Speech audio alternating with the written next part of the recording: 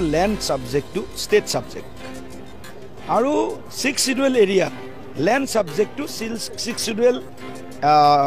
the government he government hostabdor kora hoise. Etia duta bikhoy eta hol 6 schedule area landor telokor jitu bhumi niti aru jitu tribal belt and blockor jitu niti etu state government niti ba central government niti. Etia BTR tribal belt and blockor nitir kothao koy aru ebale 6 schedule area jitu land policy heto kothao koy duta to nohobo এখন আইনৰ আওতাত আহিব লাগিব হয় 6 schedule area government বা BTR প্ৰশাসনৰ আধাৰত এই কথাটো কৰিব লাগিব নহয় ট্ৰাইবেল বেল্ট এণ্ড ব্লকক BTR বা 6 schedule এৰিয়াৰ পৰা এটো আমি বেলেগ ধৰণে ইয়াক মানে ট্ৰিট কৰিব লাগিব বড়ো মানুহে জনজাতীয় মানুহে অন্য মানুহে BTR মানুহে গুৱাহাটীত মাটি কিনিব পাৰে নে নোৱাৰে পাৰে নহয় ডিব্ৰুগড়ৰ মানুহে পাৰে নে নোৱাৰে গুৱাহাটীত মাটি কিনিব কাৰণ খিলঞ্জীয়া অসমীয়া মানুহে অসমৰ যতে ততে কাৰ্বি আংলঙতো যাব পাৰিব BTRতো আহিব পাৰিব खुलुमनाय थाबाय दिलीप शइकिया बिथाङा बे खोथाखौ मानो बुंदों बिनि सोमोन्दै जोंनि गोबां आफादफ्राबो बा जोंनि ट्राइबेल माहारिफ्रा बा जोंनि बर' माहारिफ्रा दुखु मोननायखौ बुंनायदों गोबाङानो बुंदों आरो माखासे मिडियाजोंबो माखासे आफादफ्राबो बुंबाय जोंबो ट्राइबेल राइट प्रटेक्शन एसोसिएशन जानानै बेखौनो बुंनो सानो दिनै आंनि प्रेसिडेन्ट आदाया एसे हाथाइ सानायनि थाखाय बावहाय नुजानो हायाखिसै दा दिनै दिलीप शइकिया सासे जोंनि कन्स्टिटिउसननि हेड जाय माने कन्स्टिटिउसन दाग्रा पार्लियामेन्टनि सासे मेम्बार बिथाङा बे मेम्बारखौ जोंनि बर'नि थाखाय जोंनि ट्राइबेल माहारिनि थाखाय जानो बुङैनो थाखायनो जोङो बिथांखौ बर' रायजो राजाफ्रा खालामदों जोंनि बर'नि सासे माहारि आफादनि दैदेनगिरि बुंनो थाङोब्ला फरायसा आफादनि दैदेनगिरि दिपेन बर' बिथांनि खावलायनायाव दरं उदालगुरि आप टु सनितपुराव गहपुराव गासैखौबो बुंदों बिथाङा जे दिलीप शइकियाखौ जोङो पार्लियामेन्टआव थिनहरनो हायोब्ला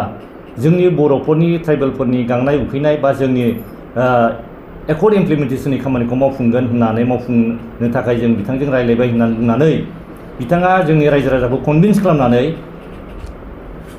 जोङो देरहाहरबायबो बिथांनि बुंनाय लेखा जों देरहाहरबायबो नाथाय दिनै बोसोरसे थाङैनि सिगाङावनो बोसोरसे बादि जाबाय थ' बे समावनो दिनै बे दिलीप शइकियानि बिथां गावनि गोसोनि बा जोंनि असमिया मानसि बा जोंनि गुबुन हारिया मा जोंनि सायाव मा जोंनि ट्राइबेलफोरनि सायाव मा बिथांमोनहा माब्लाबाबो जोंखौ मोजाङै नाया बे दिनै बेरखांबाय दिनै दिपेन बर' बिथां बा जोंनि बर' माहारिफोरनि गेजेरावनो बे बेरखांबाय दा बेखौ जों मिथिखादों आवगायनिफ्रायनो जोङो मिथिखादों जे गुबुन हारिखौ जोङो माब्लाबाबो जोङो फुल्लि जों फोथायनो हाया बा फोथायनो नाङा होननानै जों सानदोंमोन आरो फोथायखायामोनबो जोङो मानो होनबा दा जों बेखौ नुदों नाथाय दिपेन बर' बिथाङा गावनि साननायजों बा गाव मा सानदों मा लुबैदोंमोन जों बेखौ मिथिनो हाला दिनै बिथांखौ जोङो देरहाहरनायनि उनावनो जोङो बेखौ मोनबाय नाथाय बिथाङा दिल्लीयाव मा जोंनि थाखाय मा बुंदों बिथाङा जोंनि थाखाय मा बुंनो जोंखौ नाख्रायनानै नाख्रेबनायसो बुंबाय बेनि थाखाय जों बिराद दुखुनांथाव जों दा बेखौल' बुङो बिथाङा कन्स्टिटिउसन दिलीप शइकिया 6 schedule आरो ट्राइबेल बेल्ट ब्लक बे मोननैजों जानो हाया आरो बावहाय मा एडभान्टेज दं आं बेखौ मोजाङै मिथियैखौ गावनो सिखार लाबाय आरो मिथिदोंब्लाबो बियो खालामनो नागिरदों बे मोननैखौ ज' नाथाय मिथियाखौनो जोङो जा हमनानै लायोब्ला गाव बेसेबां एडभान्टेज दं आं बेखौ मोजां मिथिया होननानै बुंबाय बियो होमबा बिथाङा बे कन्स्टिटिउसनखौ बा 6 schedule फरायाखै नामा जोंहा BTC 6 schedule जादों नै BTC 6 schedule बुंदों जोंना नंगौ ट्राइबेल बेल्ट ब्लकआ आसामाव ट्राइबेल बेल्ट ब्लक हिसाबै जोंहा दखर जोंहा दङ आसामाव 47टा ट्राइबेल बेल्ट ब्लक दङ बिनि बिथोराव जोंनि बे दा BTC आव जों tribal belt block tribal land tribal area जानायखायनो बेखौ जोङो बे ट्राइबेल बेल्ट ब्लकआ स्टेटआनो जोंनो बेखौ बै समाव गपिनाथ बरदलै बै समाव जेला इन्डिपेन्डेन्ट 1947 आवनो जों दानो हानाय आरो माखासे जों ट्राइबेल एरिया थाबावनो थानायखौ उनाव 1956 1976 आरो 84 सिमाव 1984 सिमाव जोङो बेबायदि ट्राइबेल बेल्ट ब्लक दानानै लानो हादों दानानै लादों आरो बे ट्राइबेल बेल्ट ब्लकनि गेजेरजोंनो जोङो दिनै जोङो रायजो दाबियै जाफैनानै जोंनो दा 6 शिड्युल मोनसे जोङो अट'नमास डिस्ट्रिक्ट काउन्सिल मोनदों बे अट'नमास डिस्ट्रिक्ट काउन्सिला माबोरै जायो ट्राइबेल लेन्डआव जायो ट्राइबेल बेल्ट ब्लकनि एरियायावसो मोनो जाय ट्राइबेल जानांगौ बाहायसो जों मोनो बे 6 शिड्युल आरो ट्राइबेल बेल्ट ब्लकआ मा बिथाङा बेखौ मिथिया होनदों 6 शिड्युला जादों सेन्ट्रेल गभर्नमेन्टनि बियो 6 शिड्युला बे 6 शिड्युला सेन्ट्रेल गभर्नमेन्टनि जेरै बेल्ट ब्लकखौ जों आसामनि बियो आसाम स्टेट गभर्नमेन्टनि आन्दाराव ट्राइबेल बेल्ट ब्लक दानानै होनाय खिन्थु 6 शिड्युल जादों सेन्ट्रेल गभर्नमेन्टनि बे 6 शिड्युलाव बावहाय जोंनि कन्टिगुवास एरिया आवगायावबो बुंखांबाय आङो कन्टिगुवास एरिया माने जेनेबा नैबे जोंनि ट्राइबेल बेल्ट ब्लक दं दाना बेखौ फिउ बारनानै बेयाव थाङा नोंखायनो कन्टिगुवास बे बाउन्डारि बे सिमायाव लांनानै नैबे माखासे बेल्ट ब्लक नङै दंफायोमोन बेखौनो जेनेरेल होनो दानि जोंनि गभर्नमेन्टनि माखासे लिडारफ्राबो बा जोंनि मानसिफ्रा मिथिया जे बेहाय माबा जेनेरेल एरिया होनो 6 शिड्युल जानाय माने बेयो ट्राइबेल लेन्ड जाजोब्बाय 6 शिड्युल माने बेयो ट्राइबेल एरिया बे प्रटेक्टेड जाफाबाय गासिबो प्रटेक्टेड बेवहाय बेल्ट ब्लक आरो जेनेरेल एरिया गैला जोंहा आसामनिबा बेल्ट ब्लक दंमोन खिन्थु दा 6 शिड्युल जानाय लोगो लोगो माखासे जेनेरेल एरियाबो कन्टिगुवासलि बे 6 शिड्युलाव हाबबाय बेखौ 6 शिड्युल बे जादों इन्डियान गभर्नमेन्टनि बे मोनसे आयेनजों दाजानाय बे शिड्युल जेरै 12टा शिड्युल दं बे 12टा शिड्युलाव बे जादों माबा लेन्डनि शिड्युल आरो बे जादों माखासे भाषानि शिड्युल जेरै 8 शिड्युलाव जोंनि बर' राव भाषा बे 22टा भाषाया 8 शिड्युलाव हाबो भाषानि माबा जादों शिड्युला जादों 8आवहाय जोंनाबो बे 22टा माने 8 शिड्युल हाबनायखाय जोंनाबो बे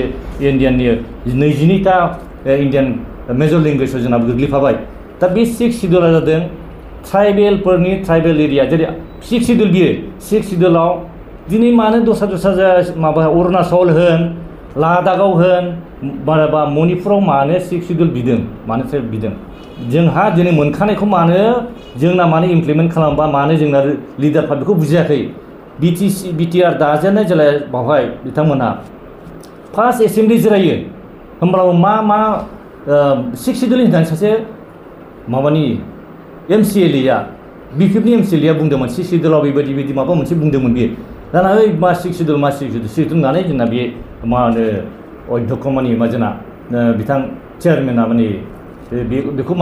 बेखौ माबा बादासो हरदों 6 शिड्युला माजों 6 शिड्युलजोंसो बे BTC काउन्सिल जादों दा दिनै अरुणाचला माने BJPनि गभर्नमेन्ट खिन्थु मानो 6 शिड्युल बिदों बेखौ स्टाडि खालाम लिडारफ्रा आं बुङो आरो दिनै मणिपुराव माने 6 शिड्युल माने बिसोरो ST जानो नागिरदों जेराव माने मेइतेइफ्रा गावसोरनो रायजो खुङो मानो जानो नागिरदों बिथांमोनहाबो गिनाय दं लेन्ड हाखौ प्रटेक्ट खालामनो नाथाय जोंनि हाखौ प्रटेक्ट खालामनो थाखाय अटल बिहारी वाजपेयी आरो जोंनि बे LK आडवाणी बिथांमोनहा बेखौनो बर' जाथिया सेस जानोसै होननानै बै समाव जोंनो बेखौ बानायना होदों जों 6 शिड्युला माया जोंनि लिडारफ्रा जोंनोबा जों रावबो जेबो मिथियामोन आन्दलनखारिफ्रा खिन्थु बे बर' जातिखौ सेभ खालामनोब्ला आसामनिफ्राय सेभ खालामनोब्ला आसामावथ' गुबुन हारि बांलादेश हाबबाय माबे असमियाफ्रा बे कनसियास नङा दासो जानो हाबाय हिमन्त बिश्व शर्माया बांगालफोरखौ होनांगौ बांगालफ्रा माने बांलादेशि होनांगौ होननानै बुंदों नाथाय बेखौ जोङो 35-40 बोसोरनि आवगायनो मिथिखानानै बर'फ्रा बांगालजों जुजिबाय थादों मानो होनबा असमियाफ्रा सानदों मा बे बर'फोरजों नांगोन बर'फोरनिसो हा बिदि सानदोंमोन दिनैसो बिसोरबो सिरि मोन्दों खिन्थु जोंखौ अननानैनो अटल बिहारी वाजपेयी आरो बै समाव ब्रिटिशआ मानो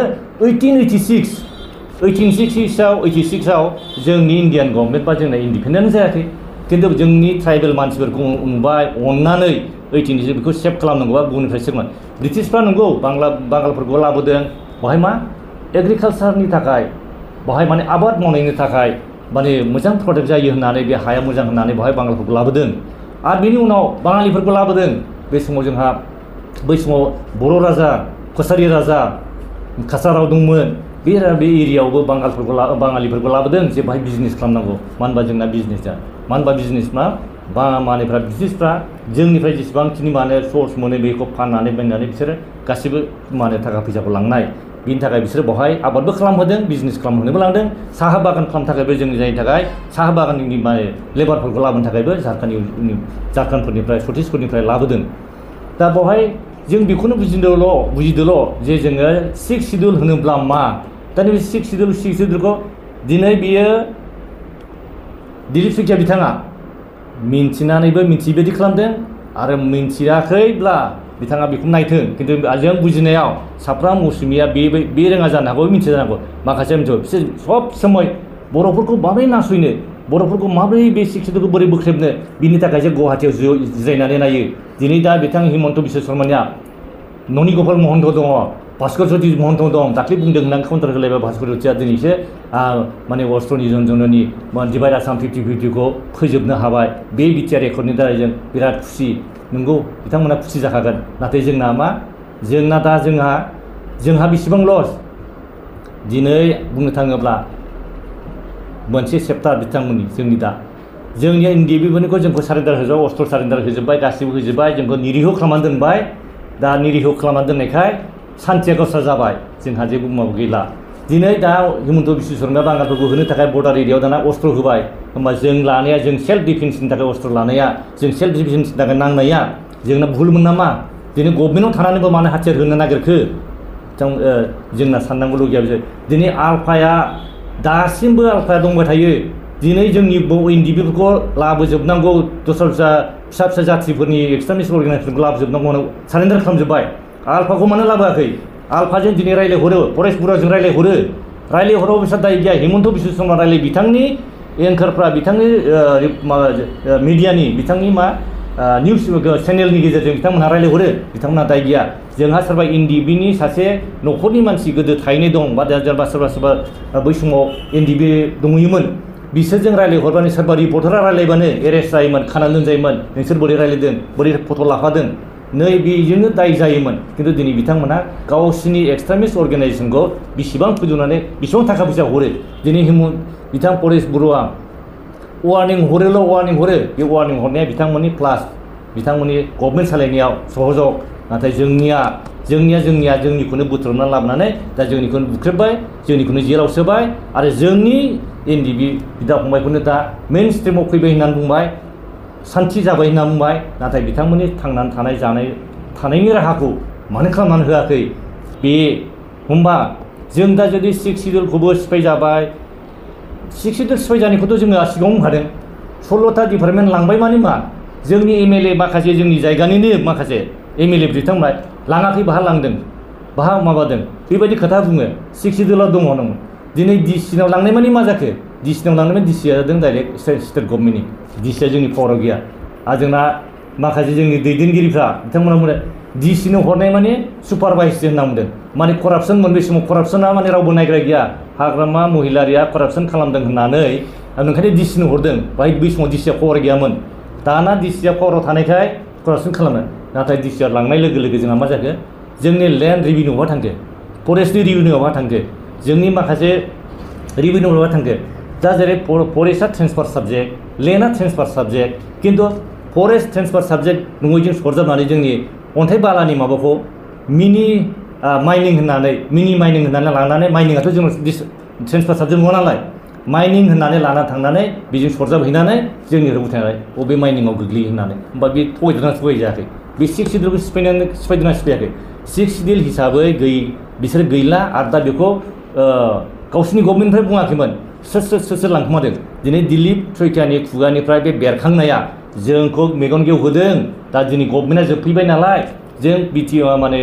बिजेपिआ पावाराव फैनोसै ओंखायनो मा होनदों इउपिपिएलआबो जोबफैबाय बिपिआबो जोबफैबाय दिनै बे दिलीप सैखियानि बुंनायनि सायाव बिथांमोनहा दा काउन्टार होब्लाबो जेबो गैला जेबो बुंनो हाला दा जेबो मावनो हाला दा फैगौ इलेक्सननि थाखाय बिसोर साखाफारा जाबाय बिथांमोन हिमन्त बिश्व शर्माया दिनै जायगा गिदिंगासिनो दं फरेस्ट इउपिपिएलआ नाफात्ता दा दिनै इउपिपिएलआ बिथांमोनहा गभर्नमेन्ट थाबाय गभर्नमेन्ट थानायाव बिथांमोननि गेजेरावनो बिथांमोननि सिगाङावनो गभर्नमेन्टआ दाबो आयाखै एलायन्सआव दङ बिनि सिगाङावनो दिन्थिखाबाय मानो होनबा इलेक्सना खाथिसै बिनि सिगां दानिफ्राय प्रिपेयार जानायावनो मिथिखाबाय जों गभर्नमेन्ट थानाय समाव दासिमाव मानो बुंदों नांगौबा बै कड अफ कन्डाक्ट समाव होनो हागौमोन नाथाय बिथांमोना बुंनो हाला दिनै आं बेखौ बेखिनियाव गासै रायजो राजाफोरनि आरो जों लिडारफोरनि सिगाङाव जोङो गासैबो गावजों गाव मेगन बेखेवलांगौ थारमाने जोङो गिनाय लाजिनाय बा माबा मोनसे सिरि थानायजों जाला नंगौखौ नंगौ बुंदो आरो बिनिफ्राय जोङो सुद्रायनो थाखाय सुबिदा माने सुद्रायनायालाय लालायनायनि थाखाय आं खावलायनाय जाबाय